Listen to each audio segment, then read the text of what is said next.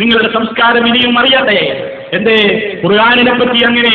ഇനിയോ ഈ സഖാഫത്തിന്റെ ആളുകളുടെ സഖാഫി സംസ്കാരം എന്നറിയണ്ടേ? മറ്റൊരു കാര്യം കൂടി വേറൊരാൾ പറയുന്നുണ്ട്. അതെന്താ?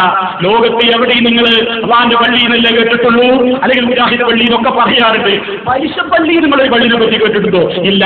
ആ അത്ഭുതവും ഇതാ കേൾപ്പിക്കുന്നു, കേട്ടോ.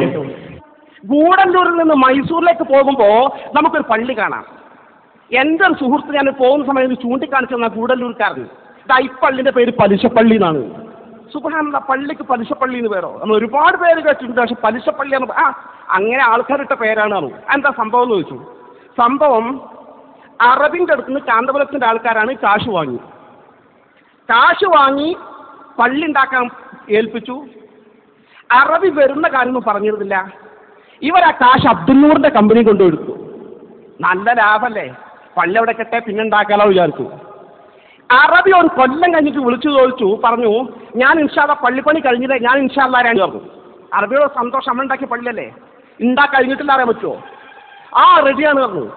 പിന്നെ പെട്ടെന്ന് അബ്ദുന്നൂറിന് കാശ് പെട്ടെന്ന് തിരിച്ചിടൂല, സംവിധാനമില്ല. ഇയാൾ എന്ത് ചെയ്തു? ഇവർക്ക് കാശ് പെട്ടെന്ന് ഇത്ര ലക്ഷങ്ങൾ കിട്ടാൻ ഒരു സംവിധാനവും ഇല്ലാത്തത് കൊണ്ട് ഗൂഡല്ലൂരിലെ അറിയപ്പെട്ട ഒരു പലിശക്കാരന്റെ കയ്യിൽ നിന്ന് മൊത്തം പണം കടം വാങ്ങി ഒരു പള്ളി തട്ടിക്കൂട്ടി ഉണ്ടാക്കി. ആ പള്ളിക്ക് ആൾക്കാരപ്പോൾ ഇതൊക്കെ പരസ്യമായിരുന്നു, പലിശപ്പള്ളിയിൽ പേരിട്ടു. ഇപ്പോൾ ആൾക്കാർ ആ പള്ളിക്ക് നിസ്കരിക്കാൻ കാരണമില്ല. കാരണം പലിശപ്പള്ളി അല്ലെങ്കിൽ നിസ്കരിച്ചാൽ ശരിയാവുന്ന ആൾക്കാർ ചോദിക്കുന്നത്. ഇപ്പോൾ വിൽക്കാൻ നടക്കാൻ ആ പള്ളി വിൽപ്പനക്ക് വെച്ചിരിക്കുക. നമ്മുടെ കയ്യിൽ നിന്ന് പോയാൽ എങ്ങനെയെങ്കിലും ആൾക്കാർ നിസ്കാരം തുടങ്ങിയാൽ കണ്ടോ? അങ്ങനെ ഒരു പള്ളി പലിശപ്പള്ളി വിൽപ്പനക്ക് വെച്ചിരിക്കുക. എന്തേ? അറബിന്റെ അടുത്ത് പണം വാങ്ങി പണം അബ്ദുന്നൂറിന്റെ കമ്പനി കൊണ്ടിട്ടു ഇരട്ടിപ്പിക്കാനേ. പിന്നെ ചോദിക്കുന്ന നേരത്തെ കിട്ടണില്ല. അപ്പൊ പലിശക്ക് വലിയ പലയിടത്തുങ്ങാണ്ട് ഒരു പള്ളി ഉണ്ടാക്കി, പലിശപ്പള്ളിയല്ലേ, അപ്പൊ അത് വിൽപ്പനക്ക് വെച്ചിട്ട് ആരും നിസ്കരിക്കാൻ കയറുന്നില്ല എന്ന് പറഞ്ഞിട്ട് നിങ്ങളുടെ സംസ്കാരം. അള്ളാന്റെ പള്ളിക്ക് ഇരിക്കുന്ന പണവും പലിശക്ക് ഇടുക, എന്നിട്ട് പലിശ വാങ്ങുക, പലിശക്ക് പള്ളി ഉണ്ടാക്കുക.